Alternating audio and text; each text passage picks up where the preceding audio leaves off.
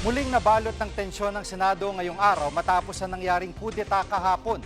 Nagkatulakan ang ilang senador at si DILG Secretary John Vic Remulla habang patuloy naman ang agawan ng liderato ng Senado. Live mula sa Senado, nangunguna sa balita si News 5 Cent correspondent Mian Los Baños. Mian, anong naging ugat ng gulo kanina? Oo, Jiggy, alam mo, parang araw-araw na lang talagang tensyonado dito sa Senado. At sa pagkakataong ito, naging tensyonado na naman yung atmosphere dito sa Senado kaninang umaga matapos kang pigilan yung ilang resource persons na inimbita ng Blue Ribbon Committee para sa pagdinig para sa flood control scandal. Okay, for context lang, Jiggy. Itong Blue Ribbon Committee na tinutukoy ko ay kung saan chairman si Senator Pia Cayetano. Bago kasi yung palitan ng liderato kahapon, si Senator Pia Cayetano ang chairman ng Blue Ribbon Committee at nagpatawag sila ng pagdinig ng Blue Ribbon ngayong araw na ito kaugnay sa flood control scandal. Pero ang nangyari nga kahapon, nagkapalitan ng chairmanship, hindi ba, at ng liderato ng Senado. So, napalitan siya bilang Blue Ribbon ni Senator Erwin Tulfo. So nagkaroon ng tensyon kasi para kay Senator Erwin Tulfo na bagong chairman ng Blue Ribbon, kinansela niya itong pagdinig na ito ngayon ng Blue Ribbon. Kaya hindi dapat papasukin yung mga resource persons. So yan yung context kung bakit pinigilan sa may first floor yung pagpasok ng resource persons ng Blue Ribbon hearing. Pero bago nangyari ang tensyon na yan, nakasalubong ko pa, Jiggy, dito sa may second floor, sila Senators Pia Cayetano at Robin Padilla. Sinundan ko sila doon sa may entrance itong Senate building kung saan nagkakaroon nga ng komosyon dahil ayaw nga papasukin yung mga resource persons. Pero maya-maya, nakapasok din sila. Paano? Inakay sila at nakipagkapit bisig sa kanila mismo si Senator Pia Cayetano para maipasok dito sa loob ng Senate building. Pero nung naglalakad sila sa may first floor, ay sinubukan silang harangin ni DILG Secretary John Vic Remulla na nauna namang ipinatawag ni Senator Win Gatchalian. At nakita na lamang natin na nagkakatulakan sila Senator Robin Padilla at si Secretary John Vic Remulla. At tumalilis naman sa gilid si Senator Pia Cayetano kasama yung mga nagpakilalang bagman nga ni Zaldico na siyang resource persons nila. At dali-dali silang umakyat, nagkahabulan pa yan o nagkatakbuhan pa akyat dito sa second floor kung saan naroon ang plenaryo at kung saan isinagawa yung Blue Ribbon hearing. Balikan natin yung eksenang yan, Jiggy. Panoorin natin.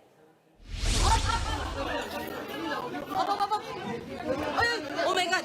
Senator, at dito siya, Secretary John Vic Remulla at pinipigil sila Senator Robin Padilla.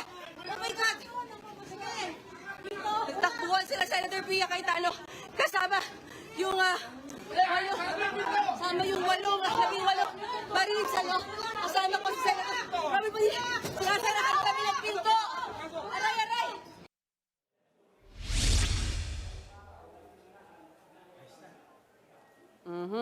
At Jiggy, sa isang pahayag, nagpaliwanag si Senator Robin Padilla at sinabi niya hindi siya ang nagpasimuno diyan sa gulong nangyari sa lobby ng Senado. Kanya-kanyang paliwanag din sila Senator Pia Cayetano at DILG Secretary John Vic Remulla. Pakinggan naman natin to. Sinalubong kami ni DILG Secretary. I don't know what his business is here. I don't know why he's trying to stop us. Sir, is it your intention to block the I was on my way out. 18 Marine, sir? Especially sa Senator Pia, nagrereklamo po siya, Senator Robin, kasi hinaharang niyo po. Hindi nga, palabagis nga lang ako, di ba? Opo. I didn't have anybody to do. Palabas na ako eh. Just checked up, tapos bigla na lang a whole gang went up on.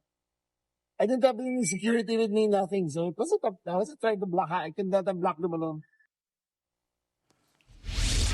At Mian, yun nga ang tanong, ano bang ginagawa ni Secretary Remulla dyan? Kasi bago yung tulakan, marami ng picture na papasok naman siya ng Senado. So ano ba nga ang gagawin niya dyan kanina? Una natin siyang namataan kanina si Secretary John Vic Remulla habang nagpe-press con bandang alas 9 ng umaga ang inihalal nga na acting Senate President na si Senator Win Gatchalian. Piniliwanag ni Senator Gatchalian na siya mismo ang nag-imbita kay Secretary Remulla para nga daw din mabantayan yung seguridad ng Senado. So we asked si Senator Gatchalian, saan ba nanggagaling yung threat sa mga colleagues ba nila? Pero ang sabi ni Senator Gatchalian, gusto lang nila mabantayan yung seguridad ng Senado dahil nga alam nila na may mga magsistage ng rally sa labas ng Senado. Hence, pinatawag nga si DILG Secretary John Vic Remulla. Chigi. At Senate President Pro Tempore ang titulo ni Senator Gatchalian nung siya'y mahalal. At ngayon pumasok na yung Senate President. Paano ba? Sino ba sa kanila talaga yung leader ngayon ng Senado?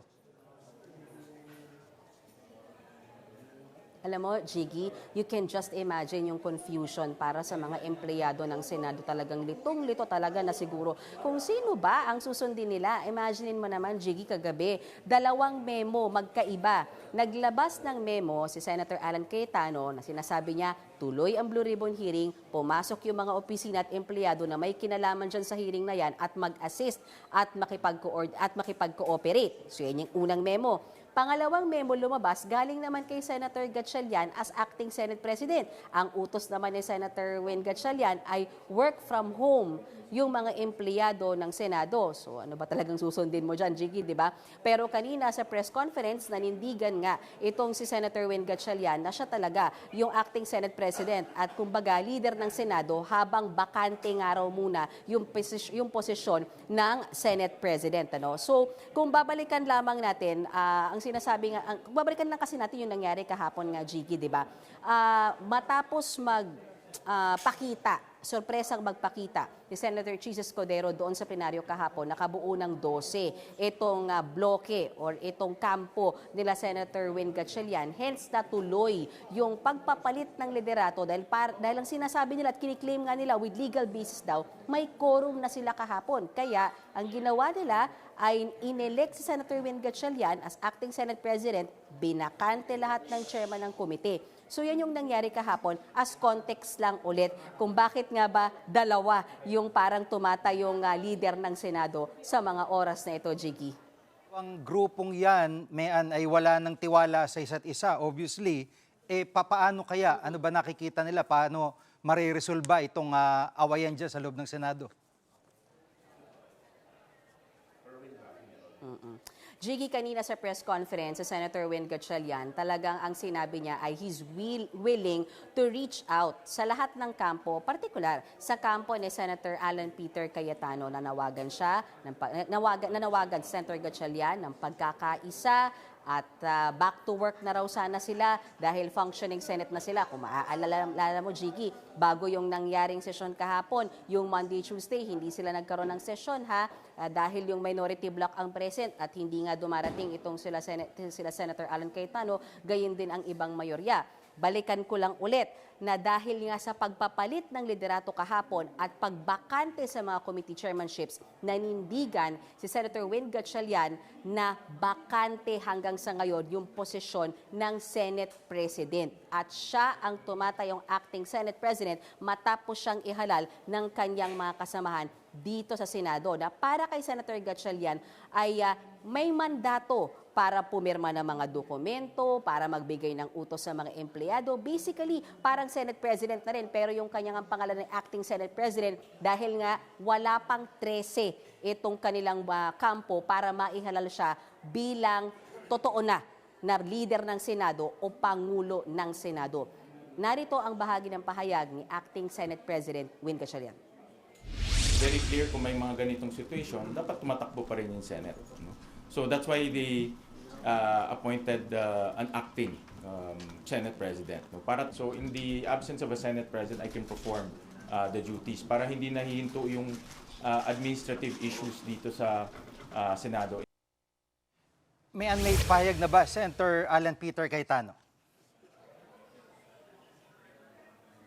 Meron, Jiggy. Ginigiit ni Senator Alan Cayetano, siya ang nananatiling Senate President o Pangulo ng Senado dahil nung nagbotohan, siya ang may 13 na boto. Yan ang pininindigan ni Senator Alan Cayetano dahil siya ang may 13, hence samantalang si Senator Win Gatchalian nung nagbotohan ay 12 lang. At ang pininindigan dyan ni Senator Alan Cayetano, yung 13 ang mayorya at hindi yung 12. At ang sinasabi rin ni Senator Gatchalian ay walang bisa at illegal yung ginawang kudeta ng Gatchalian Block kahapon, kung saan nga nagkapalitan ng liderato. At again, binakante yung mga committee chairmanships. wala rin daw dahilan para palitan si Senator Alan Cayetano at mag-elect pa ng acting Senate President dahil andyan naman daw siya, buhay na buhay at functioning. Narito ang bahagi ng pahayag ni Senator Alan Peter Cayetano. Pwedeng magkaroon ng acting if in the event of resignation, hindi po ako nag-resign. In the event of removal, tinanong ko sa mga kapatid natin sa media kahapon, did they remove us yesterday? Do you need a vote of 13 to remove us? Am I dead? Death. I don't think I'm dead.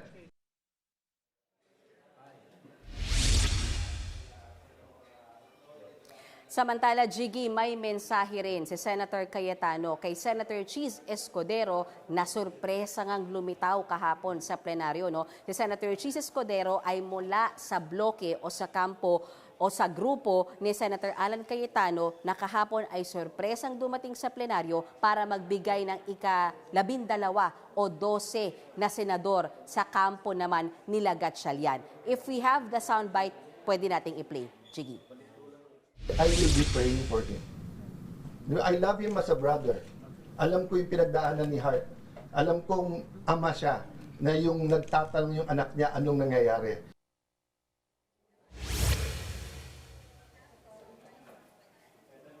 Jiggy, yan muna ang latest sa araw-araw na lamang na talaga namang karaming kaganapan dito sa Senado. Balik sa'yo. Mayan, pahabol lang.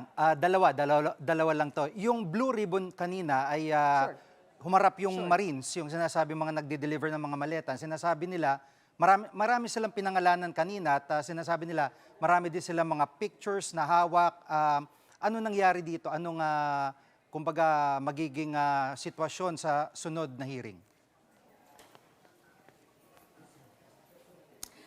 Alam mo, ito nga ang sinasabi dyan, kung may bigat ba yung pagdinig kanina. Kasi isinagawa yung hearing, Jiggy, na walang blue ribbon, walang yung empleyado ng blue ribbon, walang secretariat, walang stenographer. So, hindi naka-record yung pagdinig na yan kanina, no? And if kung napansin ninyo, hindi rin siya nakatelecast sa YouTube ng Senate at maging sa mismong official website ng Senado.